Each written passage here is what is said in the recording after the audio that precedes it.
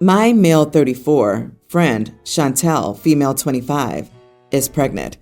She only found that out recently. Unfortunately, she found herself being evicted due to rent arrears and has nowhere to go. And the local council won't help her because they claim it's her fault because she refused to pay the landlord. I moved in with my girlfriend a month ago. Evelyn, my girlfriend, female 31, owns her flat. It's got a bedroom, a sitting room, and her home office. I work physically, so I don't need a home office, but she's a translator. She translates books and primarily works from home. When I found out Chantel needed a place to stay, I asked Evelyn, but she refused, claiming she needed her office. I gave her a few days, hoping that she'd understand the difficult position Chantel is in, but she wouldn't budge.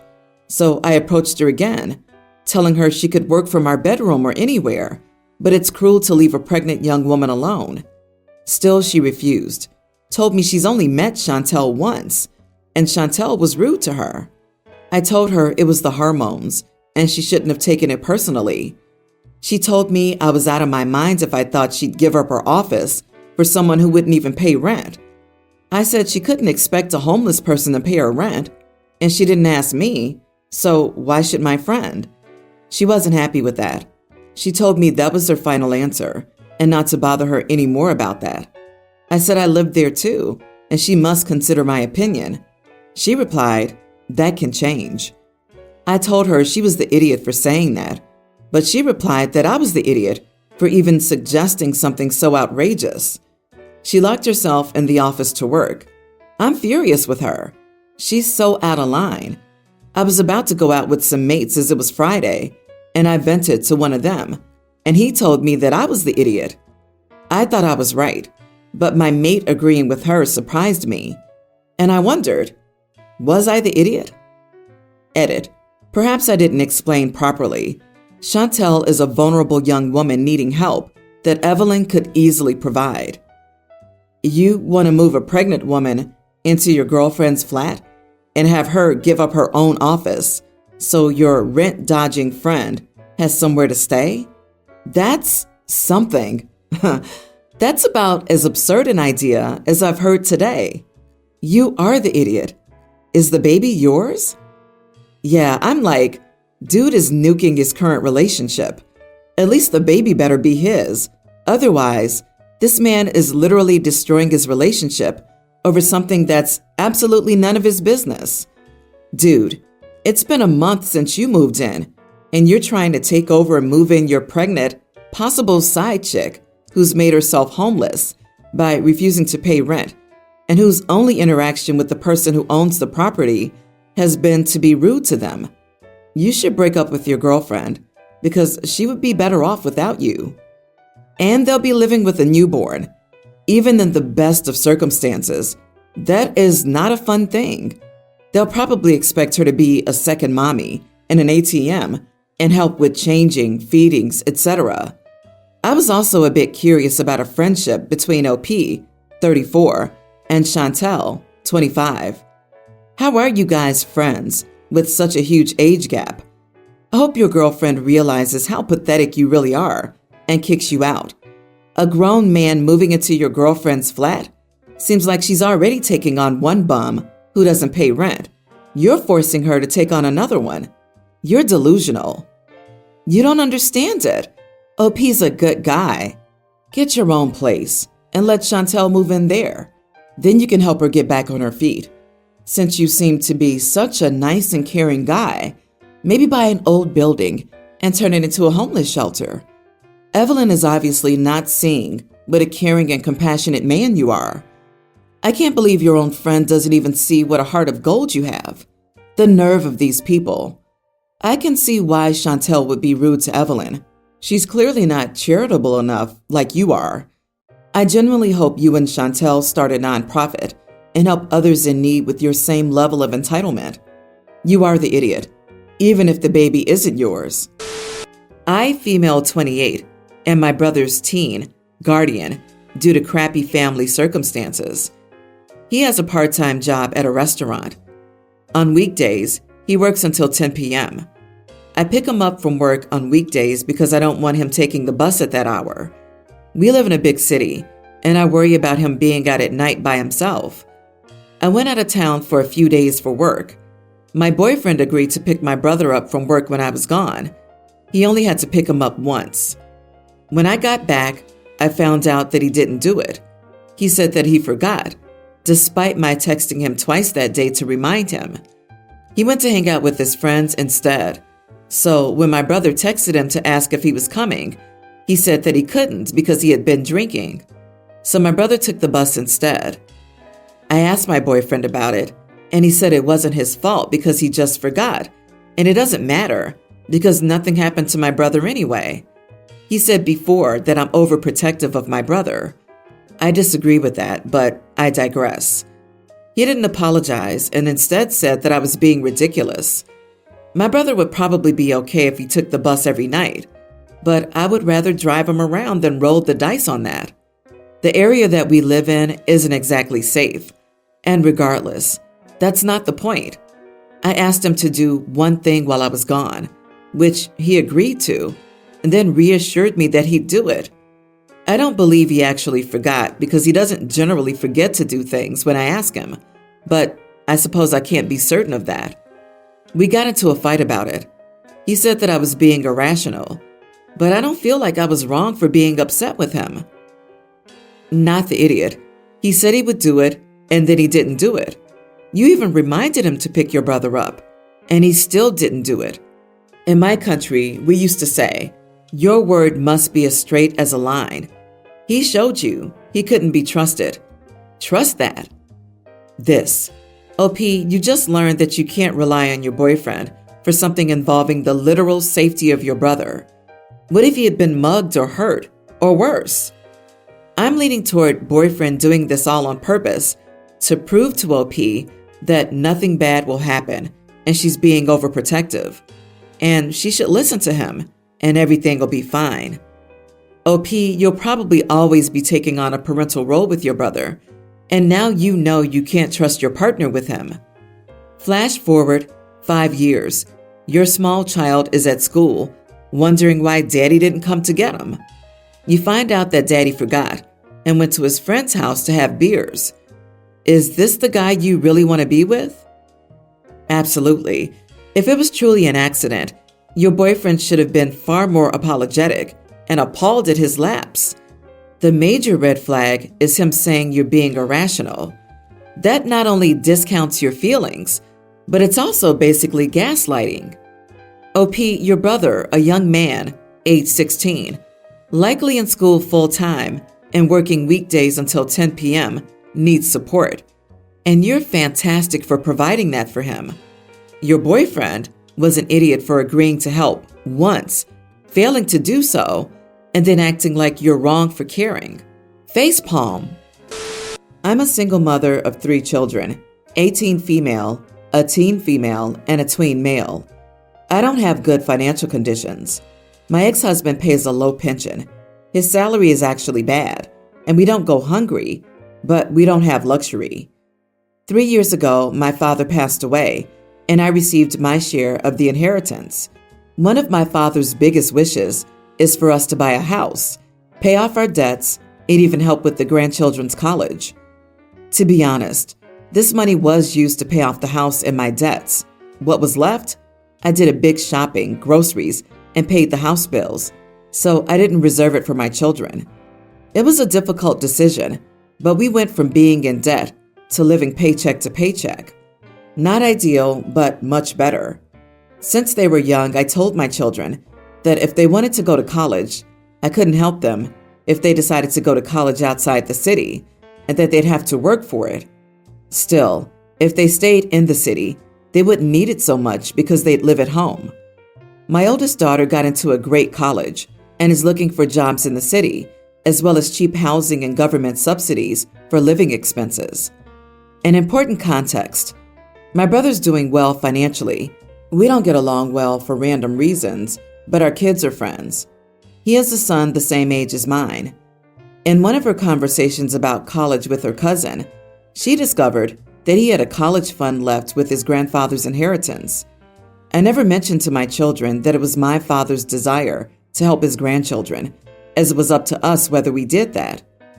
My daughter, when she found out, said that I could have saved the money for the children and they wouldn't have this difficulty in college, in addition to needing government help or having planned better financially, but that it was selfish to have ignored a grandfather's desire to pay for my things, unlike my brother, who prioritized his son. This hurt me a lot, as it was a necessary decision, but I told her that I did what was necessary to keep food on the table, and she needed to understand our situation better, instead of coming to complain to me about decisions that are solely mine and not hers about this money. We're not on good terms. She still thinks I made a selfish decision. Am I the idiot? Edit.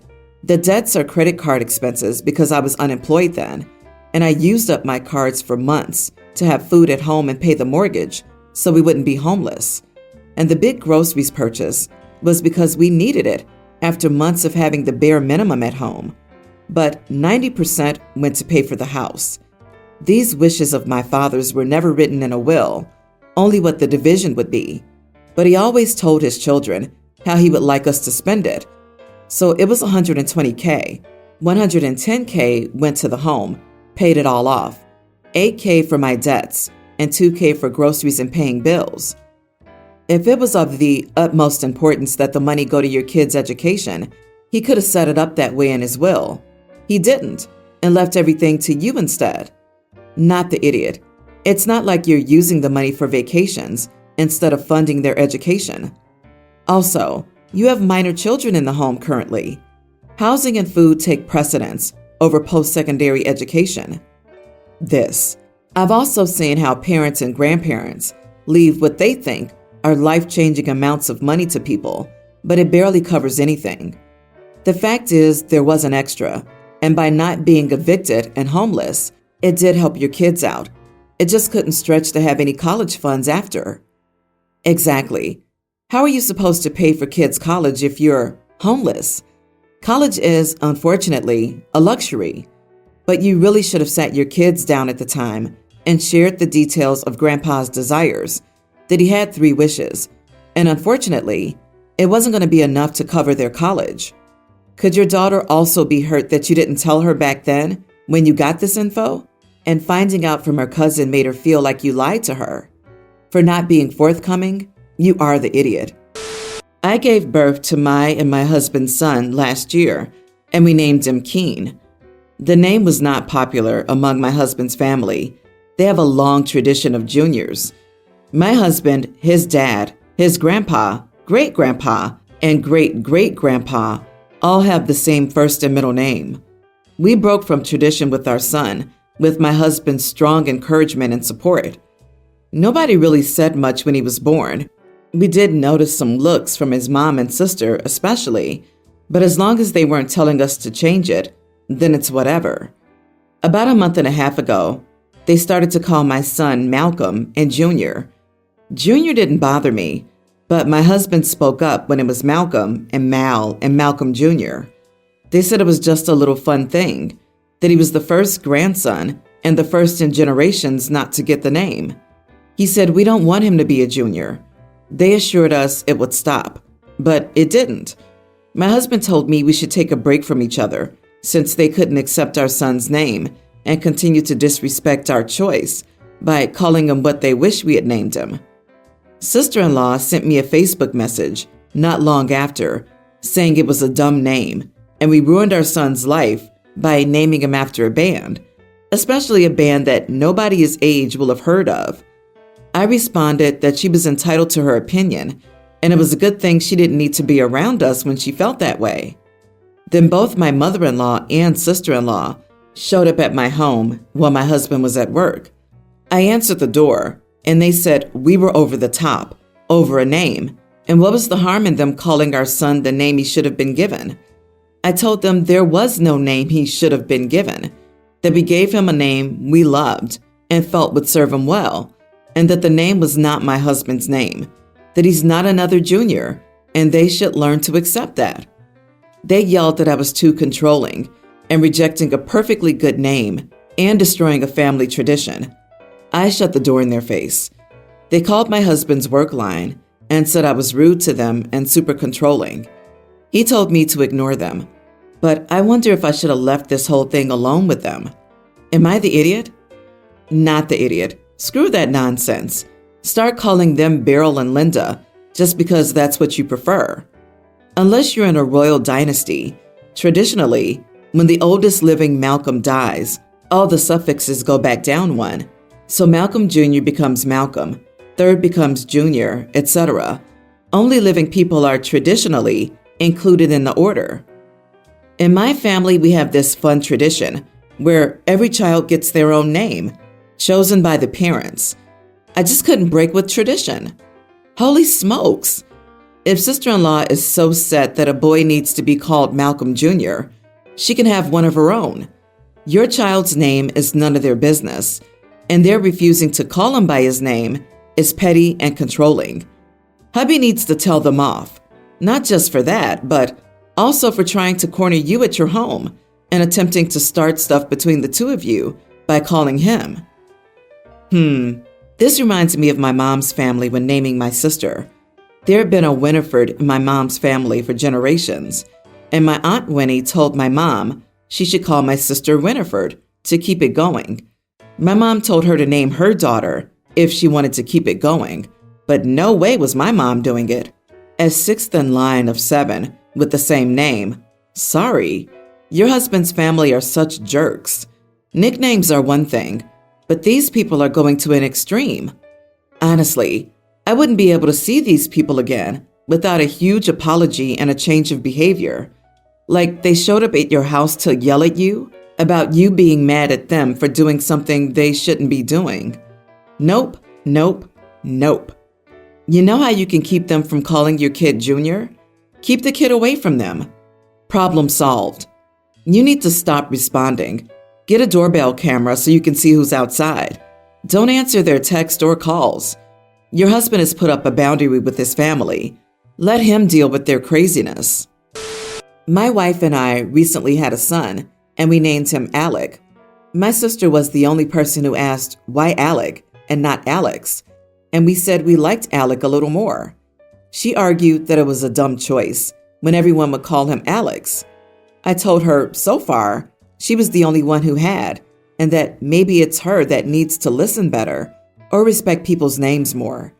She sulked for a few days and then told me that Alec is a dumb name. She doesn't like it, and she doesn't think we should have chosen it for our son. And if we have to stay close to it, we should just correct the spelling to Alex, or just take her opinion of the name on board and change it. I waited until she was finished, and I told her that her opinion on Alex's name is useless to my wife and me, and she should kindly not keep sharing it or try overwhelming my wife with it, who's developed pretty serious postpartum anxiety. My sister did not respond well to what I said and took more offense to the part about her opinion being useless to us. She said that the family should always be able to share their opinion. I told her maybe about some things, but only some things, especially when the topic is nothing to do with you. Our parents think I should have spoken to her more kindly and been less harsh about her opinion. Clearly, my sister also thinks that, and she's still cranky with me. Am I the idiot? Oh no, Papa, not the idiot times 1,000. Your sister was way out of bounds. You sticking up for your family sets a good precedence here. You did well. Let Sissy get cranky. If her name lends itself to it, you can call her by a name that is like, but different from the real name. Say Marie instead of Maria, or Witchy instead of, you get the idea. If she complains, tell her you like your alternative version better. And what's the big deal? Some gentle sibling ribbing here might bring home the point. I wonder though, maybe the name has a special meaning to her, like maybe an ex who cheated or something like that. Also, she voiced her opinion. Once was enough. However, what she did later isn't voicing an opinion. It's imposing that opinion and actively trying to control someone's actions. So that opinion will be honored? OP's way more generous with his patience than I am. I would match her energy and let her know how stupid she was for her unsolicited comments and how even more ridiculous she was for insulting a newborn for his name, and how ridiculously stupid of her to double down. Honestly, if I were OP, I'd go no contact with the sister until she can say that baby's name correctly.